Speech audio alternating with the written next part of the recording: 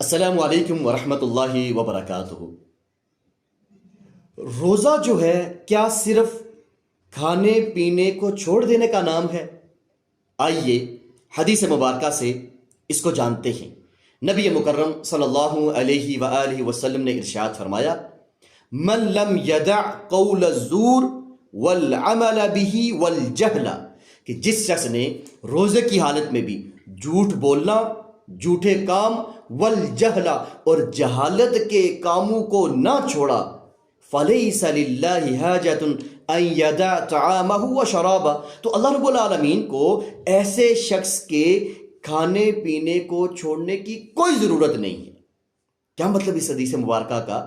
کہ ایک شخص ہے، اس نے روزہ رکھا ہے، کھا بھی نہیں رہا، پی بھی نہیں رہا، لیکن اپنی زندگی میں اس نے اسی طرح جھوٹ کا سلسلہ جاری رکھا ہوا ہے، جھوٹی باتیں اس کی زبان پہ بالکل عام آ رہی ہیں، اور اس طرح جہالت کے کام کر رہا ہے۔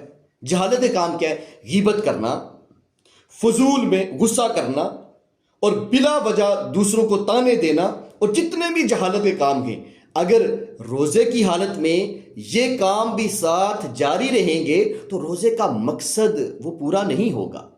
تو صاف بتا دیا گیا ہے کہ روزے کا مقصد صرف کھانے پینے سے رکنا نہیں ہے، بلکہ اپنے آپ کو ٹرین کرنا ہے، اور اس ٹریننگ سیشن کے اندر اپنے آپ کو اس طرح لے کر چلنا ہے کہ جو آنے والے اگلے 11 ماہ ہیں اس کے اندر اس ٹریننگ سیشن کا اثر ہمارے اوپر ہو۔ تو اگر ہم ان روزوں کے مقاصد کو سمجھیں گے کہ روزہ کس مقصد کے لیے آیا، اور اس کے مطابق اپنے آپ کو لے کر چلیں گے، تو باقی زندگیوں میں بھی انشاءاللہ ان روزوں کے اثرات اور ان کے فوائد ہمیں نظر آئیں گے۔ اگر ہم روزوں میں بھی جھوٹ کو نہ چھوڑیں، جھوٹی باتوں کو نہ چھوڑیں، جہالت کی باتوں کو نہ چھوڑیں، تو پھر تو روزے کا مقصد ہی پورا نہیں ہو رہا۔ جب رمضان میں روزوں کا مقصد پورا نہیں ہو رہا تو اس کے ثمرات اور اثرات ہماری باقی زندگی میں کیسے آئیں گے؟ تو اس لیے ضروری ہے کہ روزہ رکھنا ہے، اور روزوں کے ہر لحاظ سے ان کا خیال بھی ہم نے رکھنا ہے۔ اللہ رب العالمین سے دعا ہے کہ اللہ رب العالمین روزوں کی قدر کرنے کی توفیق عطا فرمائیں۔